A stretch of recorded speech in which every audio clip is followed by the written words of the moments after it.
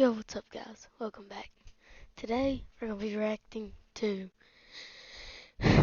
10 athletes who got caught cheating on live television. And I think this will be very fun. And I hope you guys like this. And let's get right into it. Wait.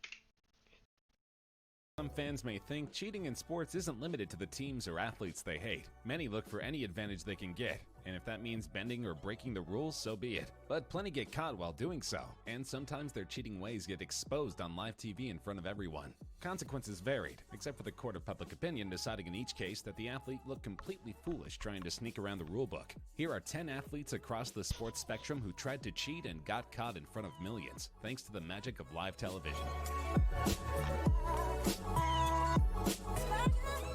The sport of cricket doesn't often deal with crazy scandals, until March 2018 anyway. That was when several members of the men's Australian cricket team got caught cheating and sent the entire squad's reputation through the shredder. What? During a match against South Africa, television cameras caught Aussie bowler Cameron Bancroft appearing to rub the ball with some strange substance, which turned out to be sandpaper. Umpires were notified and confronted him, but they didn't penalize Wait, what him sport since is he this? hadn't gotten around to messing with the ball until March 2018 anyway. That was when several members of the men's Australian cricket team got caught cheating and sent the entire squad's reputation through the shredder. During a match against South Africa, Played television cricket. cameras caught Aussie bowler Cameron Bancroft appearing to rub the ball with some strange substance, which turned out to be sandpaper. Umpires were notified and confronted him, but they didn't penalize him Why are since he they hadn't all gotten around dressed? to messing with the ball in any That's influential weird. way. But I he ain't never tried seen to, a and he wasn't umpire alone. like It that. soon came out that team captains Steve Smith and David Warner ordered Bancroft to rub the ball with sandpaper, thereby making it easier to swing the ball. This is essentially cricket speak for a curveball. I After a ain't brief heard of that. investigation, not to I mention an didn't irate know phone that. call from the Aussie Prime Minister, Cricket Australia doled out their punishments. Since they were the brains behind the operation, Smith and Warner received 1-year bans from professional cricket and lost 100% of their pay for the game in question.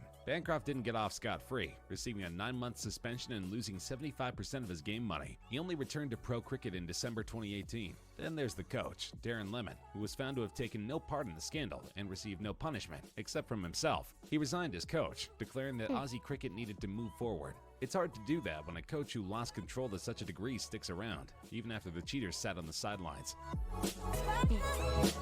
Sammy Sosa. As much as baseball fans loved the late 90s home run race between Mark McGwire and Sammy Sosa, both players have essentially been blackballed from the sport for using performance-enhancing drugs to boost their power. But I'm not talking about that, since Sosa certainly wasn't dumb enough to do steroids on camera. However, in June 2003, he was caught red-handed with a cheat that only added to his rapidly crumbling reputation. After hitting a ball hard enough to break his bat, umpires noticed cork popping out of the bat.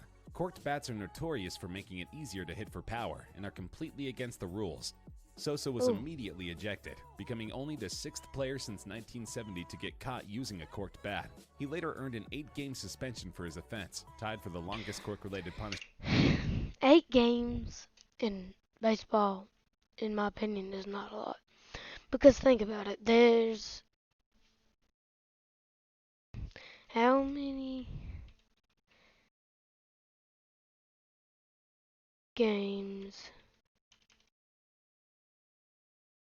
in, oh my god, I can't type, in a MLB season?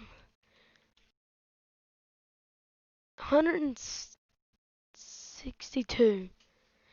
Think about that. That's not a lot. 8 games. He still played 154, if that's right. That's not a lot of games. I don't think so. In history. Sosa later appealed the suspension down to 7 games, as officials accepted his claim that he mistakenly used a practice bat he had corked to look cool for the crowd during pregame warm-ups. His seeming sincerity, coupled with the tests of 76 of Sosa's bats finding 0 cork among them, convinced the powers that be that Sosa didn't mean to cheat. But who knows if that's true? It's all but accepted he cheated to hit all those home runs. doubt that's and once true. you see one corked bat, I doubt it. You ever have that day? Sorry it's hard about not to suspect he's been corking throughout his career. We may never know for sure, though considering Sosa still isn't in the Hall of Fame and likely never will be, the court of public opinion has clearly found him guilty on all accounts. that. Saul Alonso. In recent years, cheating in football has largely been centered around the usage of PEDs, deflated footballs, and spying on teams during practice. But in 2010, a coach for the New York Jets embraced another fun way to cheat at pigskin, tripping opponents like a schoolyard bully. In a game against the Miami Dolphins, Jets strength and conditioning coach Sal Alosi decided to give his team an advantage by injuring the closest Dolphin. So he stuck his knee out onto the field, tripping Dolphins quarterback Nolan Carroll and sending him tumbling to the turf.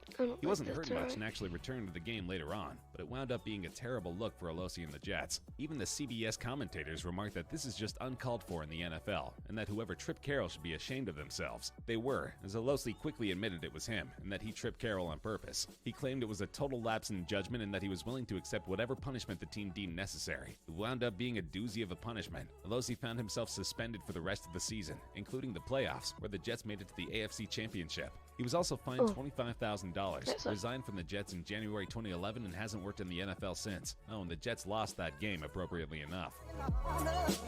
Sanchez, no wonder they lost. Soccer is as much theater as it is a sport, judging by how many players attempt to gain an advantage through flopping, or acting like contact hurt way more than it actually did. If successful, the other team gets penalized and the suddenly healthy player gets up and keeps on playing. However, a successful flop should be somewhat based in reality, something Brazil's Rivaldo Ferreira didn't even attempt in June 2002. In a game against Turkey, Turkish player Hakan Ünsal kicked the ball toward Ferreira. The ball only hit his shin, but Ferreira decided to act otherwise. He collapsed to the ground, screaming and holding his face. The officials, seeing Ferreira in such supposed pain, ejected Ünsal from the game and slapped Turkey with a penalty. Such antics may well have helped the Brazilians win the match 2-1. But Ferreira apparently forgot instant replay and giant screens exist, because shortly after the penalty, the stadium screen replayed the incident, clearly showing the ball didn't come remotely close to Ferreira's face. He couldn't deny anything and thus admitted to the cheat, though he peppered his admission with a healthy dash of remorseless victim blaming. As he explained, the ball touched my leg, but the other player was still wrong to kick the ball at me. I said sorry to him, but that's football. It may not have hit my face, but the Turkish player should not have done that in the first place. FIFA wasted little time in punishing Ferreira, though they didn't go very far. They merely fined him 11,500 Swiss francs, which is roughly the same amount in US dollars. If you're wondering why flopping keeps happening in soccer, wrist slap punishments like that might well be why. Dumbest name. Hold on. That is the dumbest name on planet Earth for money. Swiss banks. 2 words. It's not right. Diego Maradona. Even if you're a casual soccer fan, you've likely heard about the Hand of God. But here's the entire story behind one of the most famous goals and one of the most famous cheats of all time. Argentina and England met in the quarterfinals of the 1986 World Cup. After 51 scoreless minutes, Argentina's Diego Maradona kicked the ball toward England's goal, where goalkeeper Peter Shilton was waiting to knock the ball away. He, as a goalkeeper, could use his hands to do that. Maradona, as a striker, could not, but he did so anyway. As Shilton went to punch the ball away from the goal, Maradona leapt into the air and punched it back in. The referee somehow didn't see the cheat and allowed the goal to stand, starting Argentina on the path to a 2-1 win and eventual World Cup championship victory over Mexico. Post-match, Maradona was asked about the goal, since replays clearly showed he used his hands. He claimed the goal happened thanks to a little with the head of Maradona and a little with the hand of God, giving It's weird because it's a worldwide pandemic, but I feel like I'm at peak health. rise to the term Hand of God. Years later, in 2005, Maradona admitted he did it on purpose and knew immediately he had cheated. In fact, he told USA Today he needed his team to help him distract the referee afterward, explaining, "I was waiting for my teammates to embrace me and no one came. I told them, come hug me or the referee isn't going to allow it." Maradona was swiftly punished for both cheating and manipulating the official by getting away with absolutely everything. It's not right. It's never smart to cheat during a marathon or triathlon. There are cameras and data everywhere, and even without that, all officials need to do is look at someone's time to see if their accomplishment seems on the up and up. In the case of Julie Miller, she wasn't even close. Miller came out of seemingly nowhere to win Ironman Canada in July 2015. This made no sense to the other runners, particularly super athlete Suzanne Davis, who was favored to win and had eyewitnesses aplenty insisting she had. No one, meanwhile, had seen Miller in the lead ever, except suddenly she was first past the marathon finish line. Something seemed fishy, especially since Miller didn't stick around to shake hands or anything. It was almost like she wanted to disappear as quickly as she appeared. Davis and her fellow runners conducted an investigation, studying photographs, videos, and official time data, along with interviewing eyewitnesses to the race. Their conclusion, one eventually shared by the Ironman board, was that few saw Miller race because she basically didn't. She simply darted in and out of the course, cutting out large swaths of her path and keeping her fresh as could be while approaching the finish line. For this, Ironman Canada disqualified Miller from the race, along with 2 others she supposedly won before. This left Davis as the winner, which she clearly had been the entire time. Miller still insists she won the race fairly, but at this point, with all the proof exposing her as a cheater, her arguments are about as legitimate as a child insisting they're not stealing cookies while their hand is in the jar. Louis Resto. The story of ex-boxer Louis Resto isn't so much a tale of cheating as it is one of near murderous assault. In 1983, Resto fought the undefeated Billy Collins and unexpectedly beat him senseless. After 10 rounds, Collins' face was beyond swollen and his eyes were all but shut. His father and trainer Billy Sr. cried foul after shaking Resto's hands and realizing the gloves felt thin.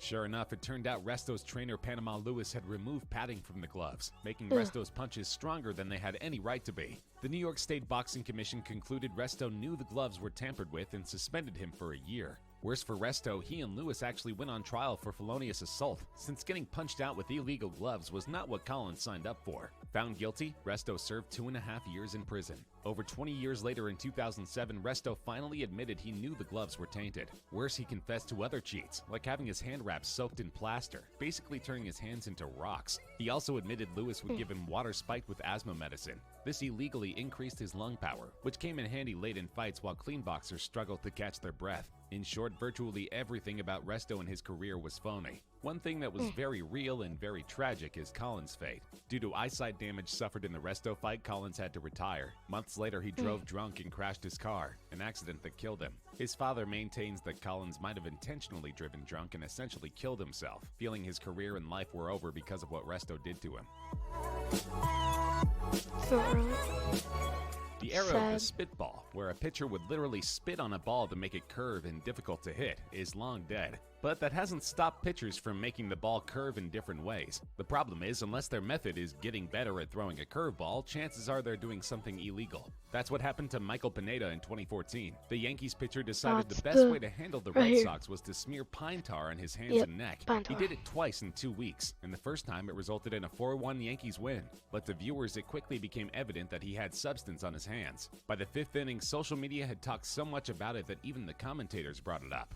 However, by the time Sox management inquired about it, Pineda had wiped his hands clean, and so no punishment could be doled out. When asked about it afterward, he dismissed charges of pine tar cheating with, "It's just dirt, nothing to see here." A couple weeks later, also against the Sox, Pineda used his so-called dirt again, except this time the umpires knew to look for it. They caught him using it in just the 2nd inning, and threw him out of the game. He later received a lengthy 10-game suspension for his troubles. Amazingly, Pineda's real sin, as far as his fellow baseball players were concerned, wasn't that he cheated, but that he did it so flagrantly. Several players defended Pineda, saying up to 90% of pitchers use pine tar, rosin, sunscreen, and whatever else they can find to help grip the ball better on chilly days. They don't consider it cheating, but they did consider Pineda's flaunting of the stuff to be fairly stupid. It's cheating no matter what, in my opinion. Dwight Howard.